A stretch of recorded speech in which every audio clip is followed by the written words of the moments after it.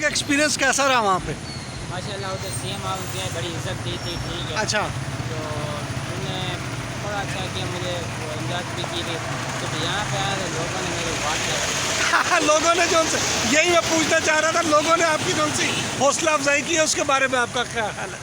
नहीं, अभी ये पाकिस्तान है, अभी मुझे समझ आई है, सियासत है ना 500 किलोमीटर दूर ही रहना चाहिए। तो अब इंशाल्लाह कभी ये गलती नहीं करेंगे।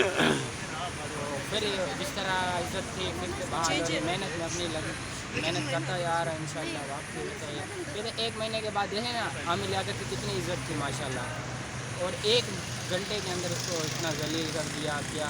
फिर जब वफात हुए हैं, सही है, उसके बाद वही इज्जत उसको दी गई है। फ़ायदा क्या उस बंदे को इतना जलील करने के बाद।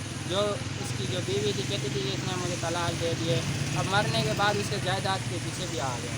कहने के बाद जब जिंदा होता है ना इंसान, उसकी कदर नहीं होती, जब मर जाता है फिर उसको याद करते हैं। इसलिए जब मैं ये कहता हूँ ना किसी को तकलीफ़ ना दें, तो जो उस टाइम मेरे पे जो गुजर रही थी मुझे पता है।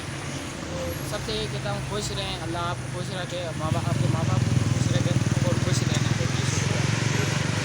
आपको कैसा ये ख्याल आया कि आप मैंने ये फ्रेंड है मेरे, तो देख के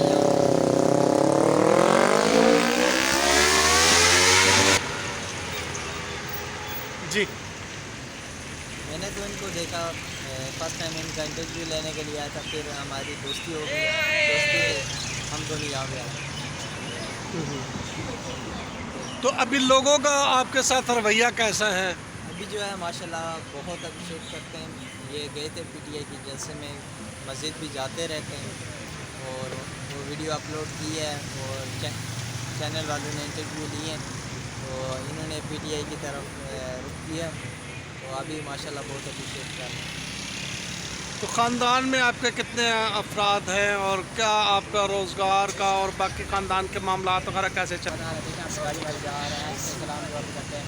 यही जगह जब तुम साइड पे खड़े हो, आपको पता है कि पाकिस्तान कुछ कोई अगर टोपी खींचेगा, कोई कुछ करेगा, इधर कोई आता ही नहीं अपने सब उन्हें खड़े रहते काम। चलें, बहुत बहुत